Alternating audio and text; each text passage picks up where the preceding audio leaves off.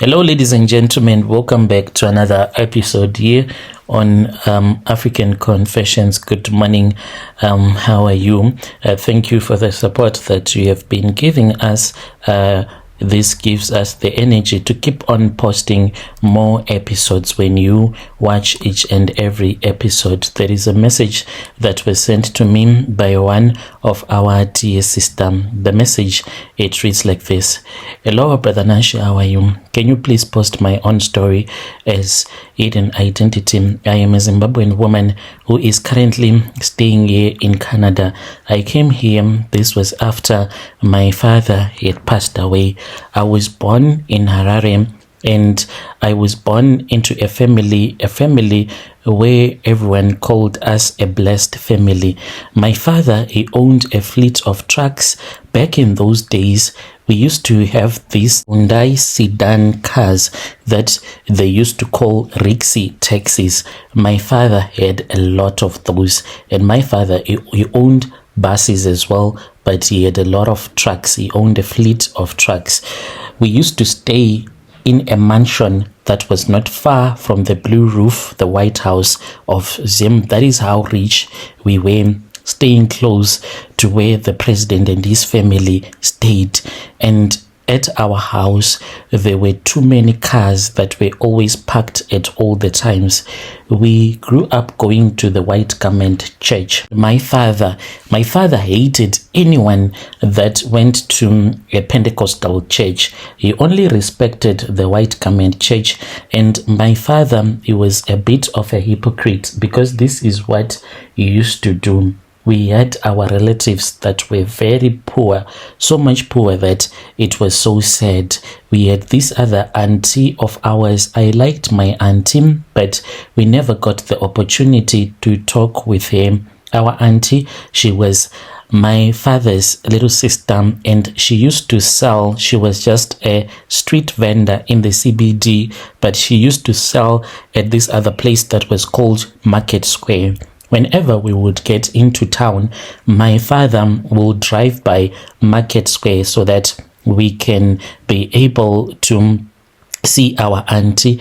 Because of the way that she was poor, my auntie, whenever she would see her brother's car, she would come running, so happy that her brother has visited him. And my father will pull out some money, not a lot, just a little bit.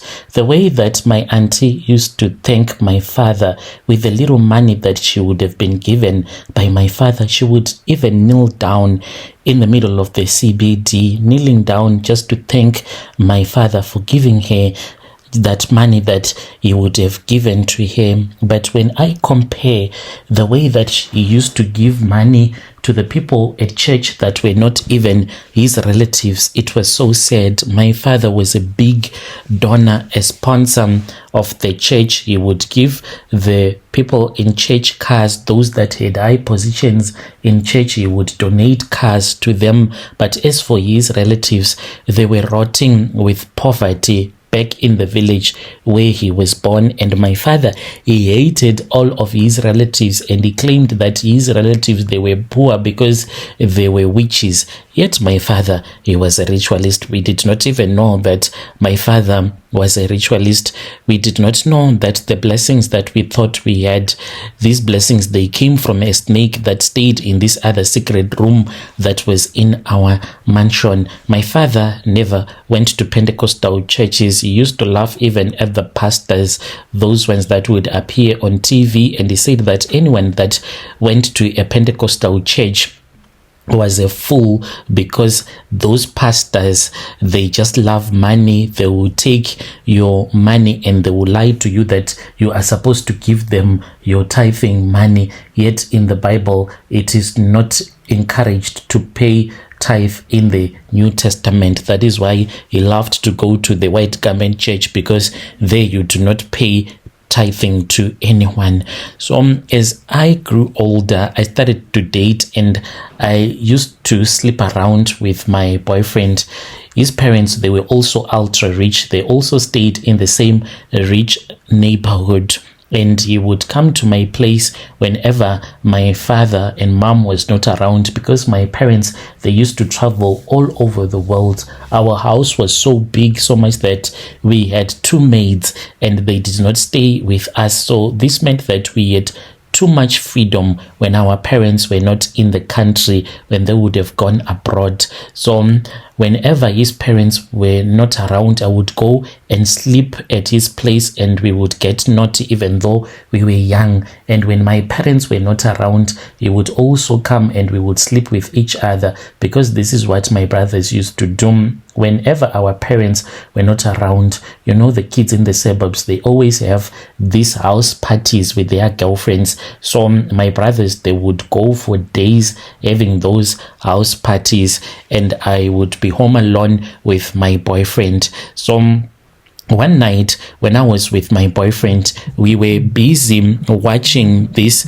other movie. If you know it, it is called American Pie. That was the movie that we were busy watching. So as we were watching that movie, that was when we had people talking outside. So we thought that it was my parents.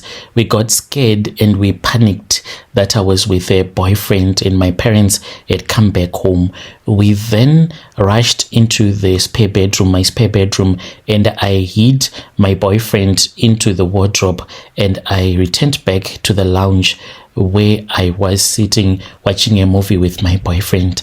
And then I saw that in the lounge there was this other man that was wearing a black suit. This man, he disappeared in front of me. I screamed so loud, and when my boyfriend came back, I had fainted, and he woke me up and he told me that he had found me on the floor. I had collapsed and I had fainted, and he rushed out of the house because he was scared. That is how I broke up with my boyfriend. From there on, I started to notice a lot of stuff that was happening around the house, things that could not even make sense. As I grew older, I started to notice that there were patterns, and we would always go to my parents' farm. They had a farm, and we would go there over the weekend. When we would have gotten there, then my father will instruct the workers to slaughter a cow, and he used to slaughter this cow in the yard because there was a main house that was there at my parents' farm. So he would slaughter that cow and we would leave it there without taking any meat from that cow that would have been slaughtered. And we had big bulldogs, some dogs that we had that used to guard the house whenever we were not around. And these dogs, you know, a dog where there is meat, it will always go there and investigate. But those dogs, they would make sure that they avoid that cow throughout the day, and at night they would be growling and they would be crying in a way like when a dog is scared of something. That is what they used to do throughout the night. So after my father would have slaughtered that cow, the next morning when you wake up, when you would look at that cow, you will see that it will be there, but those things that my father had, they will start by eating the bones of that cow. After eating the bones of the cow, the next day, then they would eat another part until they would have finished, and the dogs will not touch that meat. No fly will ever get close to that cow that would have been slaughtered. And when those things that we did not see would have finished eating the cow, then our parents will return with us back to the city. When I was all grown up, one day, that was when I went into this other room that was forbidden. I had a dream and I saw my parents. They were wearing red garments and they were going into this other forbidden room where no one was allowed to go in there.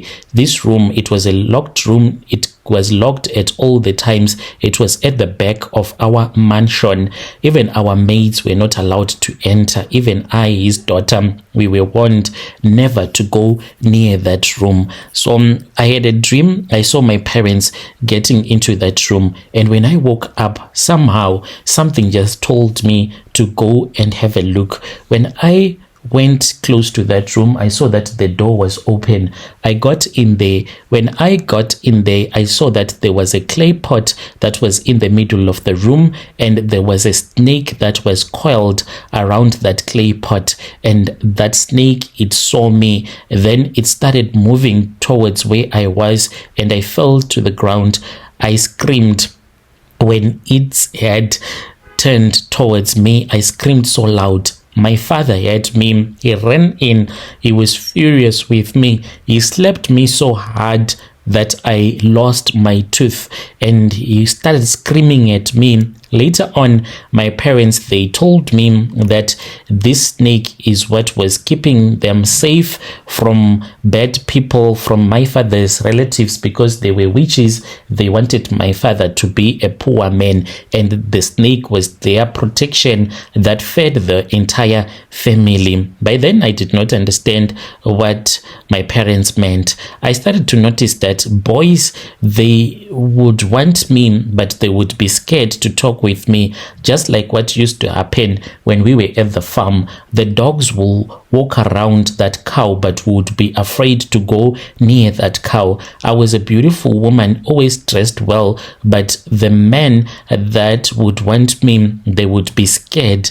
to get close to me. I then started seeing another boy who also came from a rich family. He died in a car crash 2 months after we had started dating. Since he was someone that used to drink a lot of alcohol, people thought that he died because he was overspeeding like always. But then I dated another guy. After dating another guy whom I'll call Brian, he passed away after 6 months. This was after he had proposed to me. He fell sick. He started vomiting, and he was always hallucinating, talking about seeing a snake that chased him in his dreams. He passed away, and I dated another guy. He passed away.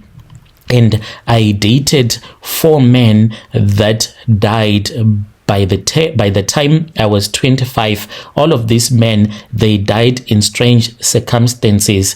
And my father, what he used to do is that whenever my boyfriend would have died, they would take the car that they would have once bought for me, and they would go and donate that car to the church, and they would buy a brand new vehicle for me. So this is what used to happen. This is what my parents used to do to me. So my father then passed away. When my father passed away, we then started to see some spirits, some ghosts that would move around the mansion. My mother told us that the businesses that my father had left behind, they were no longer running at a profit. And my mother said that did not have money to sustain ourselves anymore in Zim, because all the businesses, they were no longer running at a profit, and the properties that my father had left, they could not last us for a lifetime. So my mom then sold off that house to another member of parliament.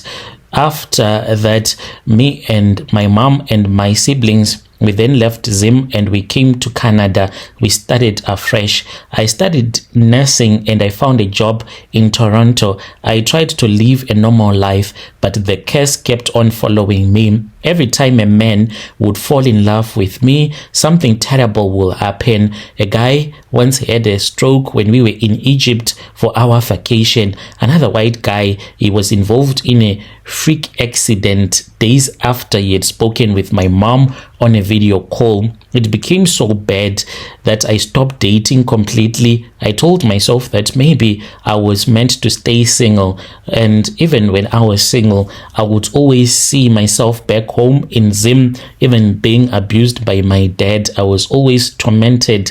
I was living in bondage. I would wake up sweating and I would see a snake sleeping with me in my dreams, and that snake will vanish the moment that I would wake up. I would even hear my father whispering to me in my dreams. So during the pandemic lockdown, the nightmares got worse. I would have dreams being dragged to our house, seeing my father even raping me and telling me that I was his wife. I was losing weight and it was very difficult to sleep. I was taking anxiety pills by then, even seeing a therapist, but it was not helping. Then one Sunday, that was when a friend invited me to a church here in Toronto, and then I went there, and when I went there, I heard that there was a pastor that was visiting from Zimbabwe, and he started preaching as if he was talking to me directly. He was talking about generational covenants and how darkness can disguise itself as a blessing. When he was talking about that, his words pierced my heart. When he called people to the altar, I went forward. He laid his hands on my head and he started to pray. Then I felt something choking me after the pastor had said that I was supposed to say the sinner's prayer. I felt to do it. My throat was being held by something. I tried to speak out, but I could not.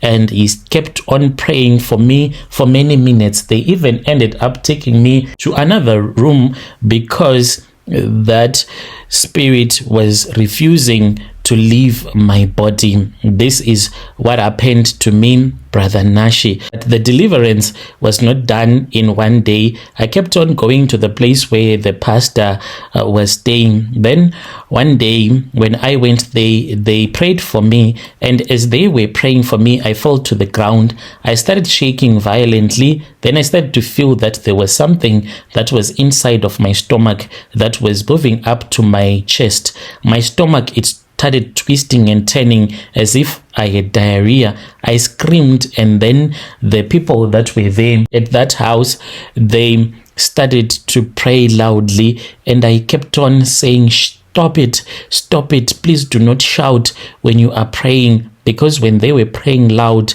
I felt something inside of my body that was moving. Then I felt a burning sensation that was rising from my stomach to my throat.